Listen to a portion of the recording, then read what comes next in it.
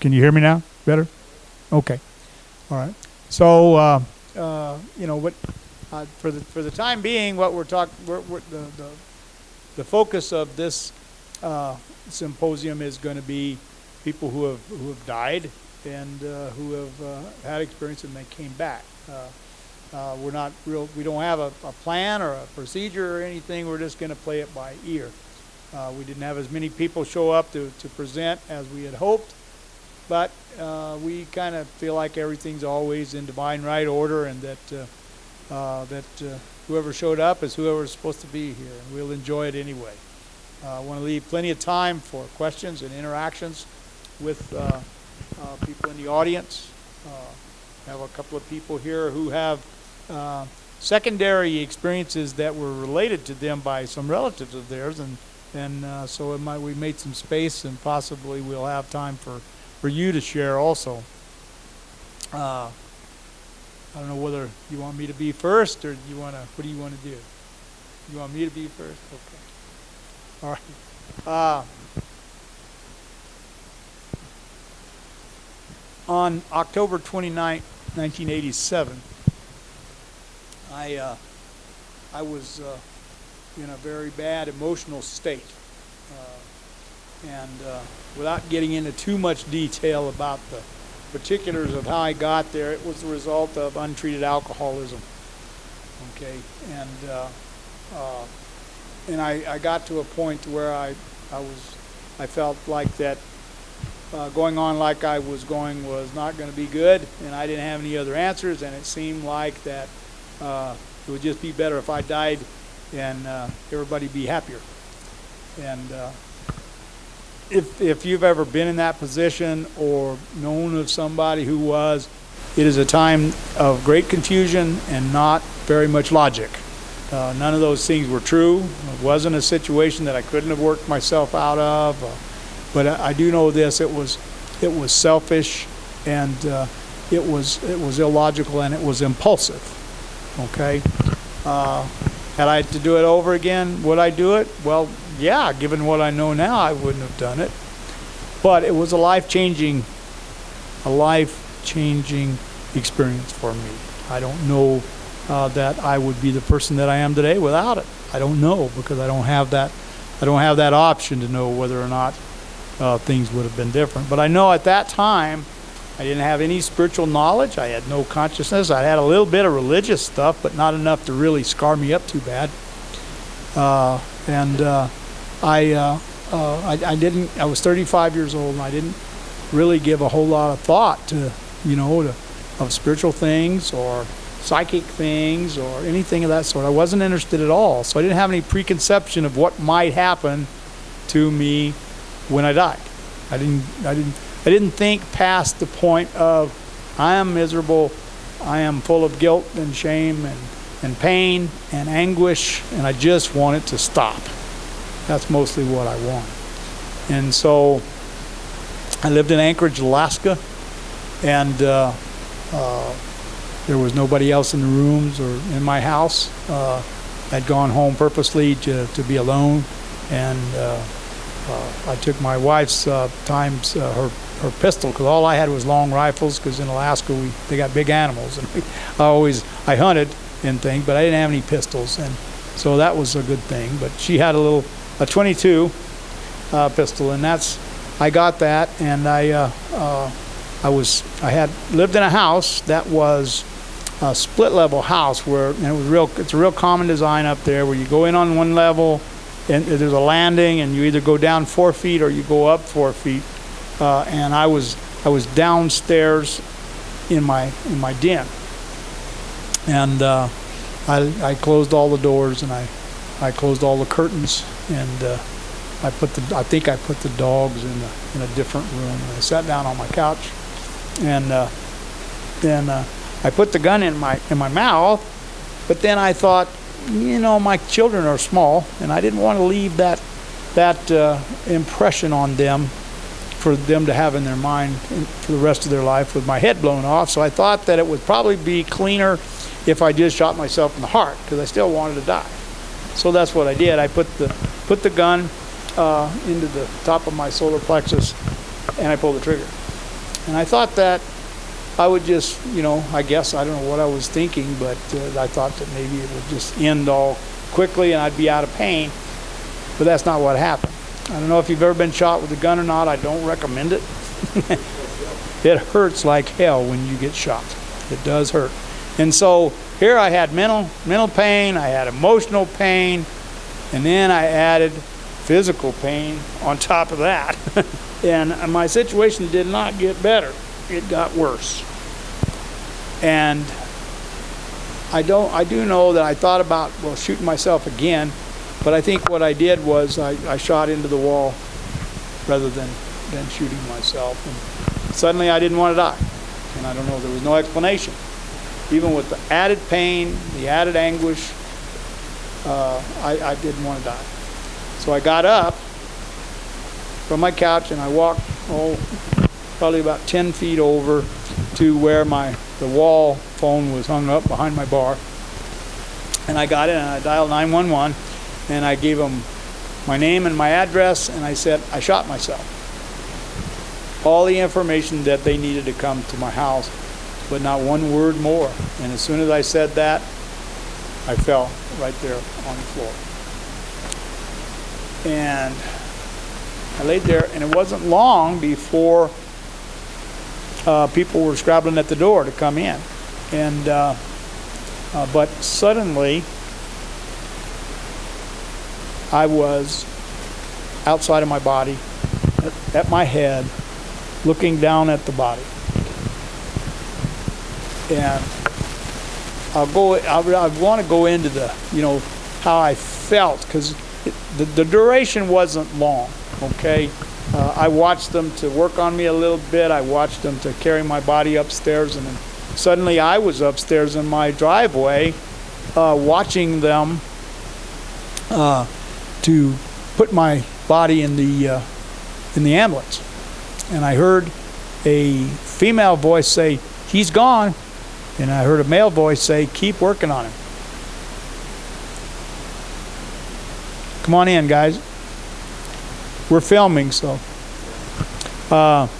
Anyway, so, and then they closed the door to the ambulance and they took off down the road. And I lived toward the ocean on a street called Diamond Boulevard there off of Campbell Lake. And it's a long straight road that runs toward the mountains to the south. And I must have been rising because my house was already sort of on a hill, but I was above the house. I was looking down at the roofs, and I just watched the top of that ambulance as it went down the road. And then I don't have any more memory of the next probably 10 or 15 minutes. Because that's about how long it takes to get from that place to the hospital. But suddenly there was a crash. And I was back in my body. Okay, is that better? Is that better? Okay, thank you. Suddenly I was back in my body. And I heard voices up above me, and I opened my eyes, and there were all these faces were looking down at me. And somebody said, "Well, he's not dead. Look, he just opened his eyes." And then I saw an oxygen mask come to me. And I don't remember much after that for days, because they told me later that I had an 8-hour surgery, and then I was in intensive care for 2 or 3 weeks, and then I was in that hospital for about 3 months. I had all sorts of things, and that gory part is really not part of what I want to talk about tonight. What I want to talk about is those 15 minutes that I was outside my body and how I felt and what I perceived. That's the most important part to me, because those 15 minutes that I was dead are the most memorable and the most significant 15 minutes in my whole life. I felt like I was more alive in those 15 minutes than I am today, sitting right here. Even though I had so much, all sorts of pain and anxiety and stress going on, the very moment that I was outside of my body, it ended. I was instantly calm. I was instantly at peace. And I was instantly not worried about what was going to happen. I had no questions. I had no needs. I had nothing that I wasn't no longer concerned about my children or what was going to happen. And I had no questions because I felt connected to everything that there is. It was a feeling that is really, really hard to describe. And it's been almost 32 years ago.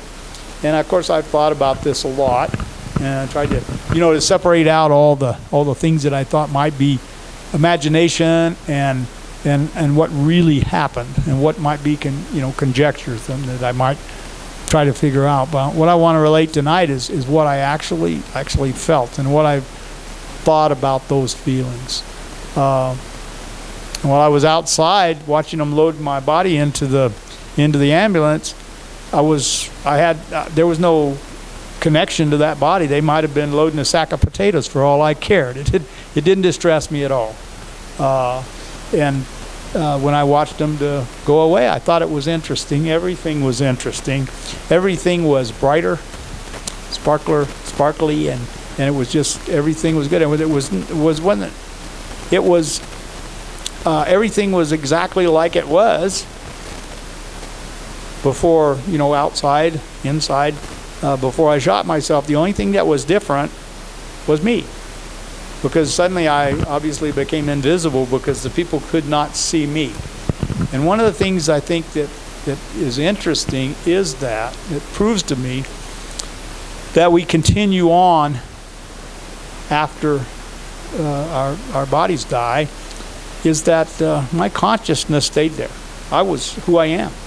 I was still, my consciousness and my awareness was still there, just like it is today. I didn't become somebody new. I didn't meld into the nothingness and a big black sheet came along and wiped me out. That didn't happen. I was still who I am and probably who I have always been.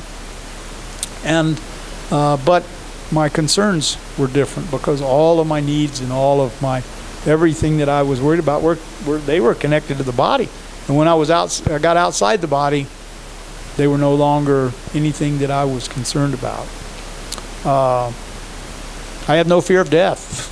Okay, I have no fear because I think that that's what's going to happen. When I finally get to go back again. But I'm not in any way in any hurry to do that. Okay, no matter how stressful life has gotten since the last 22 years, I have never considered doing that because I'm here for the full ride. I think I understand now that more I think about what life's about. It's more about experiencing life and about that I should get the whole experience before I check out again. And so I've made a deal with the universe that I won't take myself out. Next time, the universe got to do it. God's got to do it. I had I didn't come back with any superpowers. Whenever I was in the hospital, it was really hard. My body was very damaged. I put a hole in my esophagus and my aorta. Had gone through, I think, my liver, and it wound up in the T11 vertebrae in the spine, and it's still there today. And I had all sorts of infections that were caused by the body fluids being into the body cavity. And I remember one time they brought in this psychologist because I was really pretty depressed, and I went 6 weeks. They put a tube down my throat where I couldn't take anything. I didn't have a drink of water or anything because they had to let the place where the bullet went through to heal. And so I had tubes running into me to feed me. I had tubes running out of me to get the infection, and I hadn't had a drink of water. They give me these little swabs that were horrible to get me saliva in my mouth, and they had this doctor came in and said, "Ron, I think they tell me you might be a little depressed. And I just looked at him and said, well, maybe a little bit, Doc. I was teasing a while ago about minimizing things and being bravado. Yeah, that's it. You know, it was. I found out later that I was so depressed that they never put anybody else in the room with me. And I thought it was because I was special, but then I read later that it was because they were afraid that if they put somebody in the room with me that I would depress them too. And so I was pretty depressed. I must have had a pretty strong cloud of depression and negativity around me. But my life changed. It changed immediately. The moment I got out of that hospital, we drove right to the airport. We flew to Albuquerque, and then I came here. My parents lived here. And I was because of some things that had happened before that probably caused me to get in that depressed shape.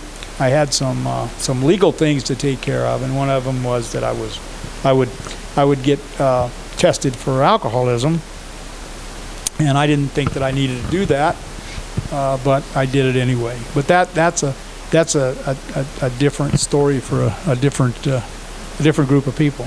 But I have not had a drink of alcohol since that day. It's been 31 and a half years.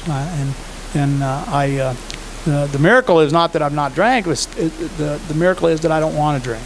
I don't want to drink. It's just not part of my life. I'm still involved with that group of people who got me on the spiritual path. And through those people, I met some other people who could explain the metaphysical things that were happening to me. Because once I got into the energy a field of spiritual people, I used to run a club here in town.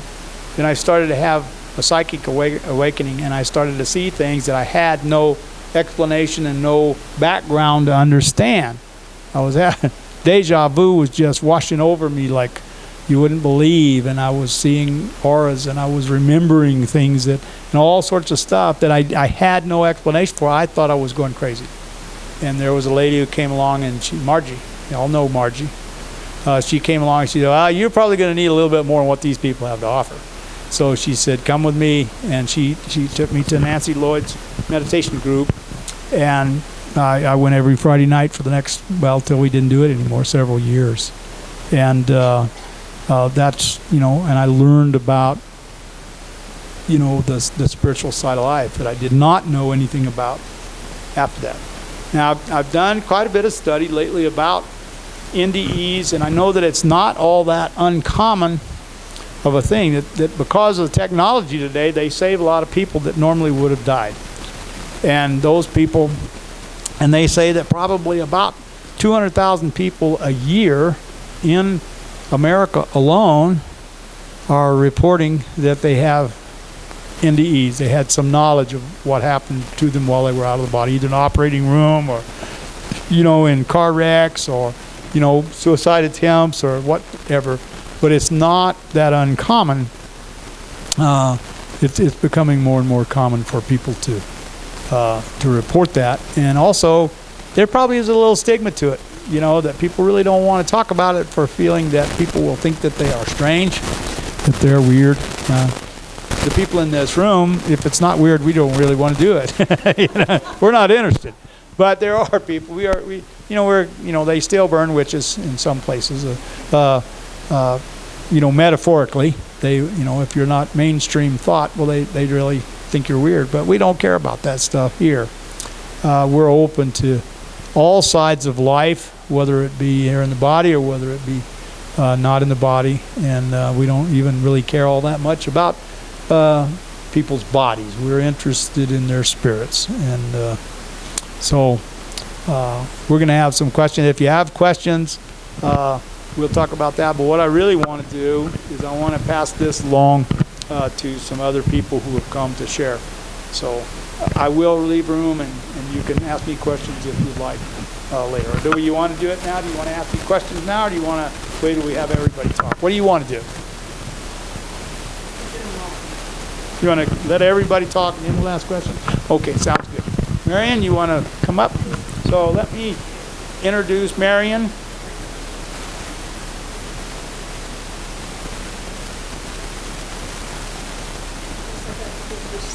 You will. I thought it was an ice cream cone when you first, and it's not.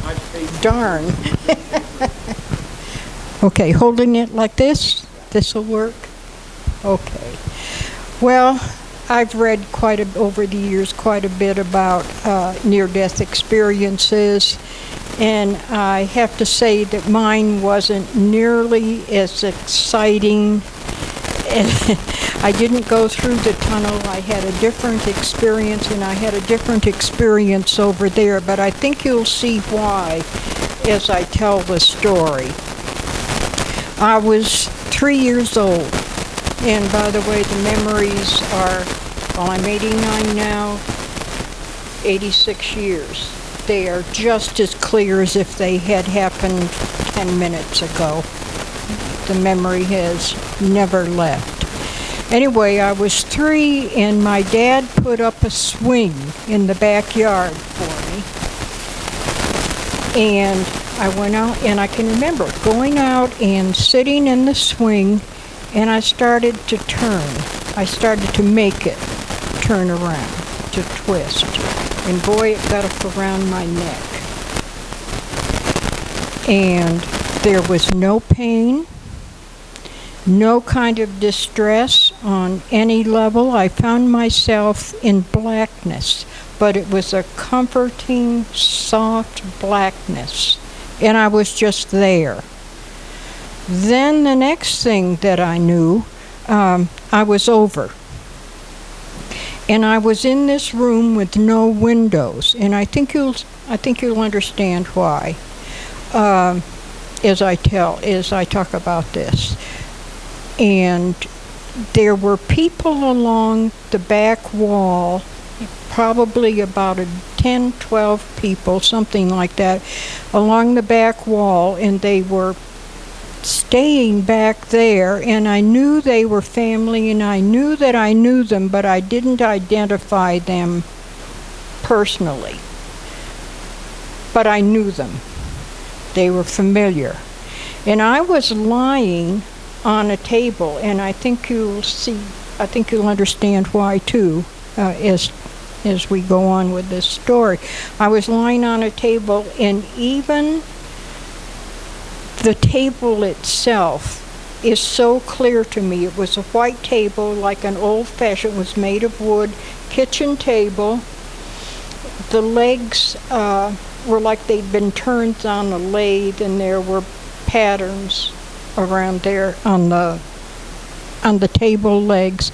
And I was lying there, and my maternal grandfather was standing beside me. He passed when my mother was 7 years old, so I never met him, but I knew he was my grandfather.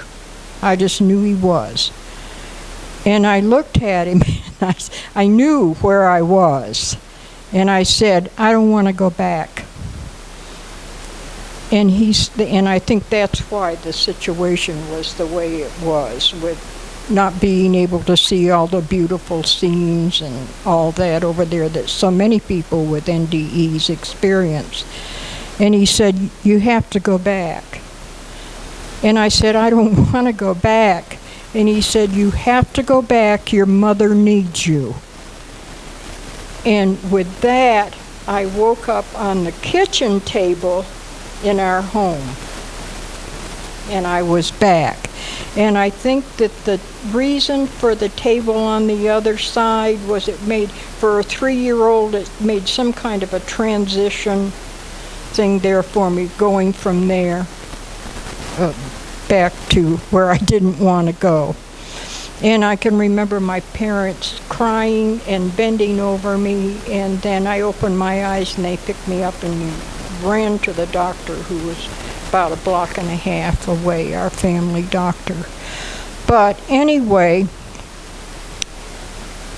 and my mother told me that when my dad cut the rope on the string that I was on the swing, I was absolutely black from the neck up. So I think it's a miracle that I made it back. But there was a reason I came back. And many years later, I had moved out here. I was in my late 70s or early 80s, and I went up to the expo, and I got a reading. And I don't remember who it was from, if it was from Trish or somebody else. I don't remember the reader, but my mother came through. And she said, "You know, you saved my life." And that was surprising to me. In fact, it was shocking to me. But what had happened, my mother had had a very difficult life in her younger years. Her dad died when she was 7. A 2-year-old nephew that she was very attached to died of meningitis when she was late teens, maybe early 20s. And then his mother, my mother's sister, died of ruptured appendix. And the sister's husband deserted the family. And then after my mother married my dad, she became pregnant for the first time. And it was a tough situation, and I won't go into any details, but someone who had been drinking and knew my dad was at work came to the house, and she lost the baby. So she had all that. So I think that if I had not come back, that she would not have been able to find the strength to stay.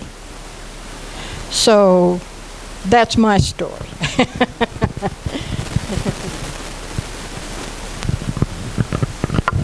Thank you. You know, my life was changed because I was quite a bit older than Marion, but I don't think that I brought back some of that peace and the calmness that I had, and my life actually became one. I found the benefit of service to others, and I still do that today. And because I think of it, I became receptive to, you know, all things spiritual, and I began to study, and I think that probably more, you know, has changed me more than that 15 minutes. The 15 minutes was the catalyst, and it was the thing that started me on my journey that I'm still on today. But I wasn't instantly changed. But over time, I have been changed. I'm not the same person that I was before with the same motivations and the same anything. I'm much different today than I was back then. Does anyone have another near-death experience that they would like to share? Okay, because I know that go ahead, Bill. Okay, I was just about to say, we have some people in the room who have had relatives or people who were close to them who had some experiences. And if you want to, would you like to share that? Go ahead. Hello. I don't think I need the mic, but anyway, it was 1974 in the spring, and my father had a heart attack. And so I was a sophomore at the Colorado School of Mines, and I got a call, and they said, your dad's at the ICU unit I was in Golden, going to School of Mines, and he was in Colorado Springs, that he had a heart attack. And so he talked about when he was in the ICU of drifting out, the light, the tunnel, and the message was, now is not your time, go back. And so he came back, and he then didn't work anymore, he was disabled, and that was the 2 years to let my mother get accustomed to the idea of him not being there. And then in 76, he had a heart attack on their 30th wedding anniversary, and he crossed over. And so, you know, he was kind of a very spiritual man. And I remember him just talking about that he had that experience of, you know, going down the tunnel, and the message was, no, not now. You need to go back and help out. And so that's the closest I've come to anybody knowing about a NDE. So that's my story. Thank you, Bill. When I heard the term that we're not human beings trying to have a spiritual experience, we're spiritual beings having a human experience. And that is so true for me, and it's very different. But I know today that that is the essence of who I am, my consciousness. I am a spirit, and I'm here just in this spacesuit sort of thing so that I can be on this plane. But that when this spacesuit gets to a point where it will, it wears out or gets damaged, that my spirit will leave the body, and then I can go on to another phase of life. I didn't see a tunnel. I didn't see any lights. I didn't see any beings. But I know that things continue on. I had no doubt of that while I was outside. I wasn't worried about what was going to happen or what was not going to happen. There was no worry whatsoever. And now, through my studies, I know that things are going to. Well, I'm a believer in reincarnation. I think that probably we've come back times, and I've been regretting